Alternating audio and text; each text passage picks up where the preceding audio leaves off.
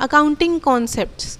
सो आज का हमारा टॉपिक क्या है कि जो किसी भी फर्म का अगर हम फाइनेंशियल पोजीशन जानना चाहें eight the end of year, किसी भी पर्टिकुलर फर्म का क्या स्ट्रेंथ है, क्या वीकनेस है, क्या एसेट है, क्या लायबिलिटीज़ हैं, क्या स्टॉक है, क्या मार्केट में वैल्यू है, या क्या फाइनेंशियल पोजीशन है, अगर हम वन वर्ड में कहें, तो ये सब जानने के लिए हम अकाउंटिंग प्रोसीजर की हेल्प लेते हैं, मदद लेते हैं। अकाउंटिंग प्रोसीजर के थ्रू जो स्टेप्स फॉलो गाइडलाइंस में मेंशन किए गए हैं उन्हें हम फॉलो करते हैं, ये जानने के लिए कि हमारे बिज़नेस का या हमारे कंपनी का क्या फाइनेंशियल पोजीशन है। राइट। सो ये सारी जो प्रोसेस है ना, ये सारे जो प्रोसीजर्स हैं, ये कहाँ से आते हैं? ये आते हैं अकाउंटिंग कॉन्सेप्ट से।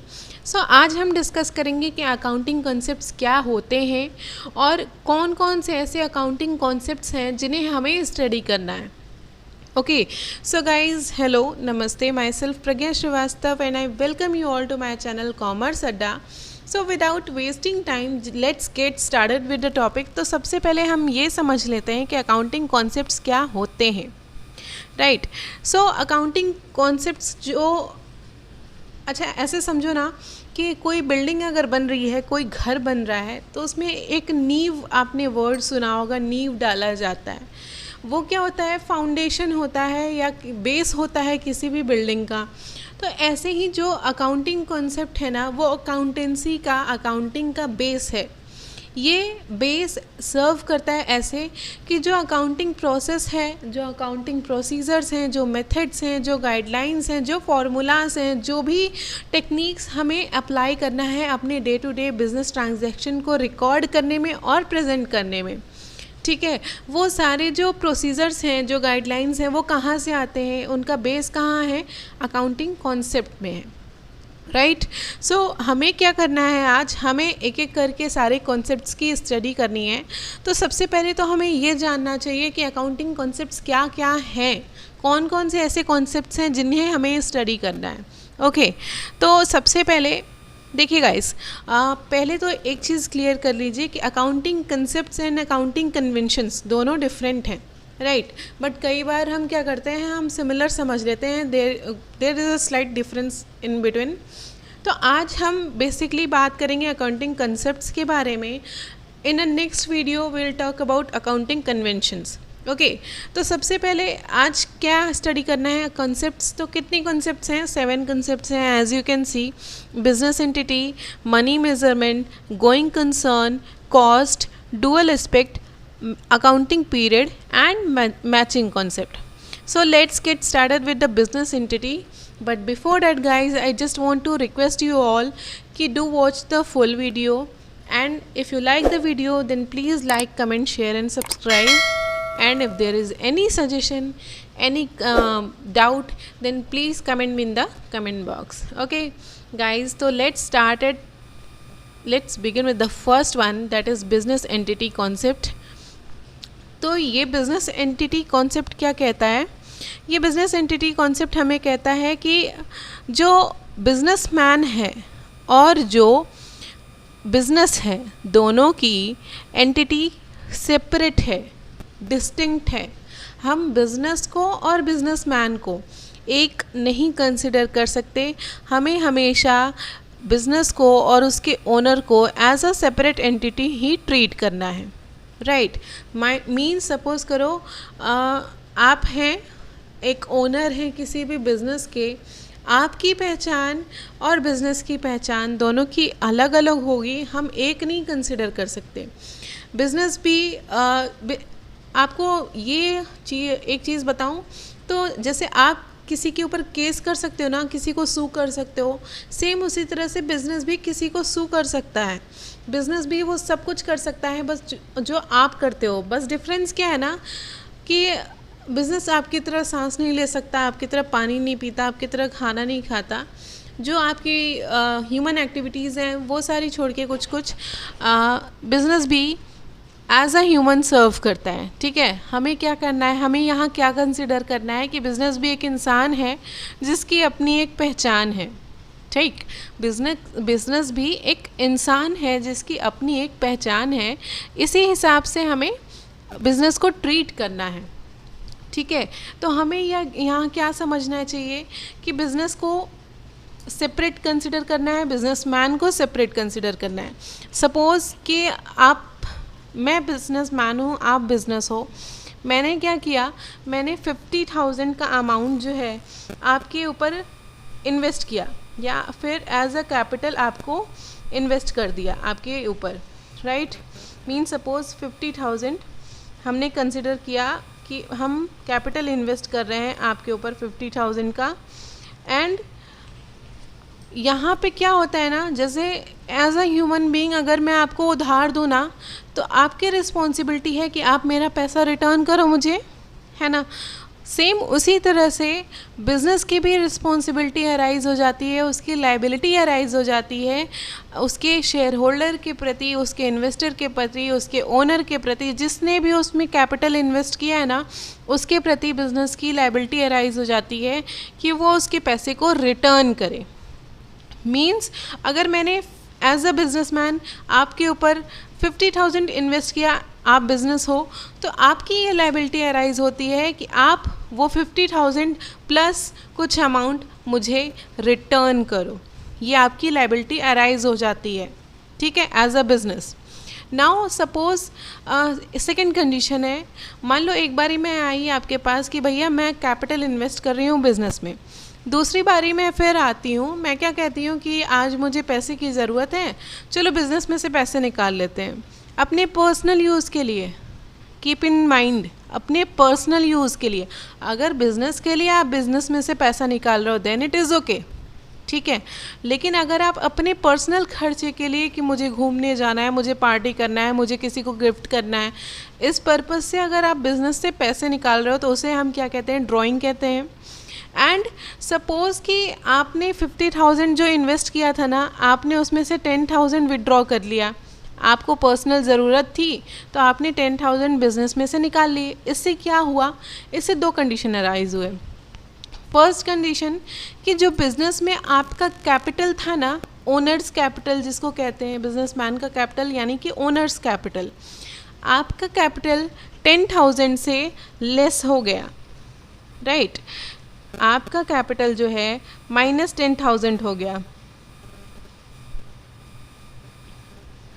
ओके। एंड सेकेंड कंडीशन क्या अराइज होती है कि जो बिज़नेस की लायबिलिटी थी ना, वो 10,000 से डिक्रीज़ हो गया।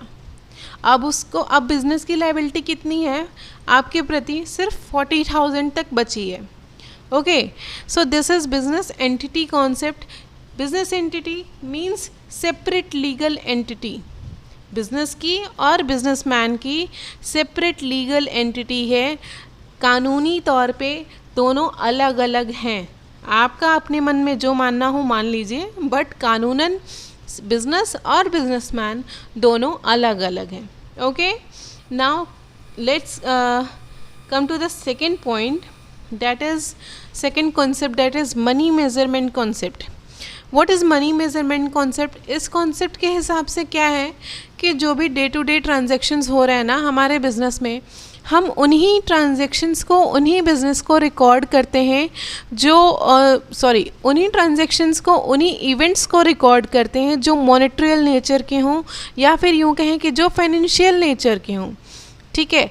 हम सिर्फ उन्हीं इवेंट्स को रिकॉर्ड करते हैं जो फाइनेंशियल नेचर के हों। मीन सपोज़ आपने परचेज़ किया, आपने सेल किया, आपने एसेट ख़रीदा, आपने किसी को उधार दिया, जहाँ भी पैसा इन्वॉल्व हो रहा है ना, हम सिर्फ उस टर्म को, उस इवेंट को, उस ट्रांजैक्शन को रिकॉर्ड करते हैं। जहाँ पैसा नहीं इन्वॉल्व हो रहा है, मीन सपोज़ आपने किसी ह्यूमन रिसोर्स का अपॉइंटमेंट किया, आपने मैनेजर का अपॉइंटमेंट किया, आपने कुछ भी वेलफेयर के लिए किया, तो ये सारी चीज़ें ना जिसमें पैसा नहीं इन्वॉल्व हो रहा है उसे हम नहीं रिकॉर्ड करते हैं। जो फाइनेंशियल नेचर के ट्रांजैक्शन नहीं हैं उन्हें नहीं रिकॉर्ड करते। हम किसे रिकॉर्ड करते हैं? जो फाइनेंशियल नेचर के हों, जो मॉनेटरियल नेचर के हों, जिन्हें हम मनी के टर्म्स में मेज़र कर सकें कि हाँ इतने लाख का ये ट्रांजैक्शन था, इतने हज़ार का ये ट्रांजैक्शन था, right. Now the third concept is going concern concept. Going concern means, going मतलब जाना, तो चलते जाना है, वो वाला सीन है यहाँ पे क्या है ना, कोई कंपनी है तो किसी भी कंपनी को जब हम इस्टेब्लिश करते हैं ना, तो हम ये सोच के करते हैं कि ये कंपनी चलेगी, पुश्त दर पुश्त चढ़ेगी, हमारी नेक्स्ट जनरेशन भी इसको कैरी ऑन करेगी। हम ये सोच के कोई भी इस्टेब्लिश कंपनी नहीं इस्टेब्लिश करते कि चलो आज खोल रहे हैं दुकान, आज चला रहे हैं बिजनेस, हो सकता हो 2 साल 4 साल 6 साल 10 साल 20 साल पे ये कंपनी बंद हो जाएगी, ऐसा कोई नहीं सोचता। हर आदमी यही सोचता है कि हम जो बिज़नेस आज इस्टेब्लिश कर रहे हैं ना, वो ग्रो करेगी, एक्सपैंड करेगी और सालों साल चलेगी। हम ये कभी एक्सपेक्ट ही नहीं करते 0% भी कि बिज़नेस बंद हो जाएगा, राइट। तो यहाँ पे क्या है, गोइंग कंसर्न कंसेप्ट के हिसाब से कि कंपनी जो है ना, जो आपने इस्टेब्लिश की है, वो लॉन्ग लाइफ चलेगी। आप ये कंसिडर करके बैठो कि कंपनी बंद नहीं हो रही, आपको ये कंसिडर करना है कि कंपनी फ्यूचर में चलती जा रही है। हाँ, हो सकता हो जब 10 20 40 साल पे हो, कंपनी का ओनर जो था, जो उसने इस्टेब्लिश किया था, वो हो सकता है एक्सपायर कर जाए या फिर वो भगवान को प्यारा हो जाए, तो उस केस में हो सकता है उसके नेक्स्ट जनरेशन कैरी ऑन कर दे बिज़नेस को, हो सकता है उसका कोई पार्टनर हो जो बिज़नेस को कैरी ऑन कर दे। तो यहाँ पे क्या हुआ, वो ओनर बदल गया आज के डेट में, बट कंपनी तो वही है ना। तो यहाँ गोइंग कंसर्न के केस में क्या होता है कि company will remain same, company will go on, member में कम एंड गो, मीन्स लोग आते जाते रहेंगे लेकिन कंपनी वहीं की वहीं रहेगी, कंपनी कभी नहीं बंद हो रही, ठीक है। लोग चाहे बदल जाएं, लोग चाहे चेंज हो जाएं, कुछ भी हो जाए, एम्प्लॉयज़ चेंज हो जाए, ओनर्स चेंज हो जाएं, शेयर होल्डर्स चेंज हो जाए, मीन्स हर बंदा चेंज हो जाएगा, चलेगा, लेकिन कंपनी वहीं रहेगी, ठीक है। So this was the going concern concept. Now if you talk about the fourth concept, that is accounting period concept. Accounting period concept means financial year 1 April to 31 March. तो यहाँ पे हम क्या करते हैं ना, किसी भी कंपनी का जो फाइनेंशियल स्टेटस अगर हमें जानना है, तो हम ये नहीं कहते कि मुझे 2 महीने का स्टेटस बता दो, हम ये कहते हैं कि फाइनेंशियल ईयर के स्टेटस बता दो। Eight the end of year means 31 मार्च को हमारी कंपनी का क्या स्टेटस है, हमें वो पता करना है, ठीक है। At the end of year हमें ये पता करना है कि कंपनी का प्रॉफिट हुआ कि लॉस हुआ, ठीक है। सो हम यहाँ पे अकाउंटिंग पीरियड की बात करते हैं, एक पूरे साल की बात करते हैं, eight the end of year की बात करते हैं, right.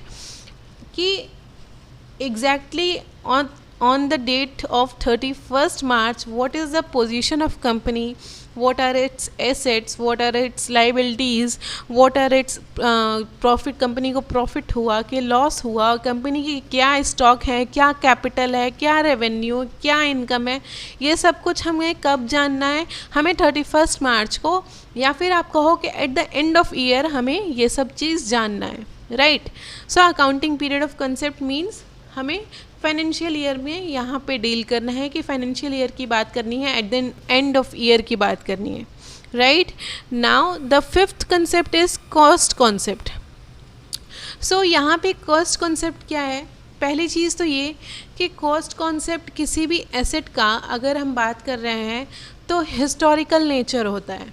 Historical nature in the sense कि मीन्स आज अगर आप 10 लाख की मशीनरी परचेज़ कर रहे हो और आने वाले 10 साल बाद भी ना अगर कोई आपसे पूछे कि आपने कितने की मशीन पर ख़रीदी थी, तो आप यही कहोगे कि 10 साल पहले ख़रीदी थी और 10 लाख की ख़रीदी थी। तो ये क्या है, जो टाइम बीत गया वो हिस्ट्री हो गया। सिंपल सा लॉजिक लगाओ कि जो टाइम बीत गया वो हिस्ट्री हो गया। उस टाइम पे जो कॉस्ट इनकर हुआ था वो क्या हुआ, हिस्टोरिकल कॉस्ट हुआ, राइट। तो यहाँ पे हम अकाउंटेंसी में कॉस्ट कॉन्सेप्ट के रूल के हिसाब से जो कॉस्ट हम एज्यूम करते हैं या फिर अप्लाई करते हैं वो क्या होता है, हिस्टोरिकल नेचर होता है। क्यों? क्योंकि हर साल तो चेंज नहीं ना हो रहा। आप कोई भी फिक्स्ड एसेट, कोई भी मशीनरी, कोई भी बिल्डिंग, कोई ऐसी 10 लाख 20 लाख का परचेज़ आप रोज़ तो नहीं कर रहे हैं ना। तो यहाँ पे क्या है, ऐसा थोड़ी ना है कि आज आपने 10 लाख की मशीनरी खरीदी और अगले साल फिर कहा कि नहीं 11 लाख की खरीदी, 12 लाख की खरीदी, ऐसा नहीं होता। आपने 10 लाख की खरीदी तो वो 10 लाख की ही रहेगी, उसकी वैल्यू भले डिक्रीज़ हो जाए, लेकिन आपने जो खरीदी थी ना उसका कॉस्ट 10 लाख था, वो तब भी 10 लाख था, वो आज भी 10 लाख है, ठीक है। तो यहाँ पे क्या है, हिस्टोरिकल नेचर है फर्स्ट पॉइंट। सेकंड पॉइंट, किसी भी मशीनरी को जो आप परचेज़ करते हो ना, लाइक फॉर एग्जांपल सपोज़ करो आप एसी खरीदने जाते हो, आपके घरेलू एग्जांपल दूँ, हाउस होल्ड, सपोज़ आपने एसी खरीदा, ठीक है, आपने एसी खरीदा, आपको पड़ा 50,000 का, ठीक है, आपने एसी को ख़रीदने के बाद उसका कुछ ट्रांसपोर्टेशन चार्ज दिया होगा, उसके बाद उसके कुछ इंस्टॉलेशन चार्ज दिए होंगे आपके घर में लगाने के। तो ये सारे जो चार्जेस है ना, सपोज़ करो आपका 1,000 या 2,000 एक्स्ट्रा लग गया, ठीक है, तो आपको टोटल एसी का कॉस्ट कितना पड़ा, 51,000 और 52,000। आपका 50,000 नहीं पड़ा, आपका टोटल रेडी टू यूज़ जो स्टेटस होता है ना किसी भी मशीनरी का, एसी आपने खरीद लिया 50,000 का, that is nothing for you till the period that is ready to use for you, ठीक है। जब तक वो प्रोडक्ट आपके लिए यूज़ करने को रेडी नहीं हो जाता, वो प्रोडक्ट आपके लिए बेकार है, राइट। सो हिस्टोरिकल कॉस्ट के साथ साथ कॉस्ट कॉन्सेप्ट में ये एक टर्म इंक्लूड है, ये कॉन्सेप्ट है कि कोई भी मशीनरी आपने जो परचेज़ की, आपको उसको एक्वायर करने की कॉस्ट, आपका उसको ट्रांसपोर्टेशन करने का कॉस्ट, उस प्रोडक्ट को इंस्टॉल करने का कॉस्ट, उस प्रोडक्ट को रेडी टू यूज़ स्टेटस में लाने का कॉस्ट, वो सारा कॉस्ट मिला के ना टोटल कॉस्ट जो होता है वो उस प्रोडक्ट का कॉस्ट हुआ आपके लिए। लाइक फॉर एग्ज़ाम्पल सपोज़ करो कि आपने 10 लाख की